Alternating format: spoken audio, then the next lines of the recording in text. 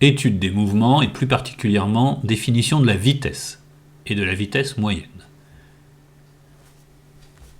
Une voiture est sur autoroute avec un régulateur de vitesse. Le régulateur de vitesse, c'est lorsque la vitesse de la voiture est gérée par la voiture, par un système électronique. Ça veut dire que la voiture fera toujours 130 km en 1 heure. C'est un réglage. Cela veut dire, si elle fait 130 km en 1 heure, que 10 heures après, elle fera toujours 130 km en 1 heure. C'est juste un modèle, hein. Faut le prendre comme ça. Donc on dit en mathématiques que la vitesse est constante. Donc en 2 heures, elle va faire 130 plus 130, ça fait 130 fois 2, 260 km. En 4 heures, 4 fois 130. En 6 heures, 6 fois 130. En 8 heures, 8 fois 130. Et en 10 heures, elle fera 10 fois 130, ce qui est égal à 1300 km.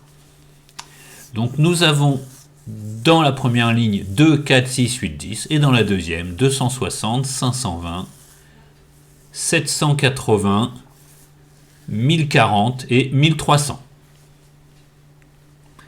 Quelle est la nature mathématique de ce tableau ? C'est un tableau de proportionnalité puisqu'on a toujours multiplié par le même nombre pour passer à la deuxième ligne. Que représente le nombre 130 ? 130 est le coefficient de proportionnalité. Donc là, on vient de voir que la distance était proportionnelle au temps. Alors, après l'exemple, maintenant les définitions.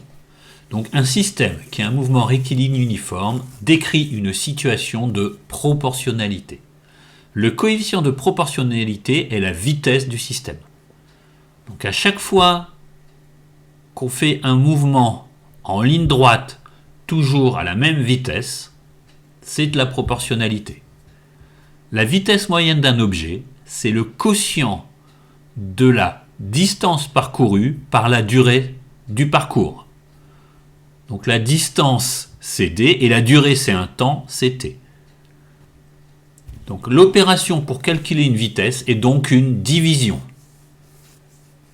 On écrira vitesse c'est égal à distance divisé par temps ou distance sur temps si on écrit sous forme de fraction.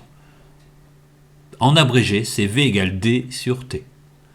L'unité de la vitesse moyenne est le mètre par seconde, dont le symbole est m-s. On utilise dans la vie courante le kilomètre par heure, dont le symbole est km-h.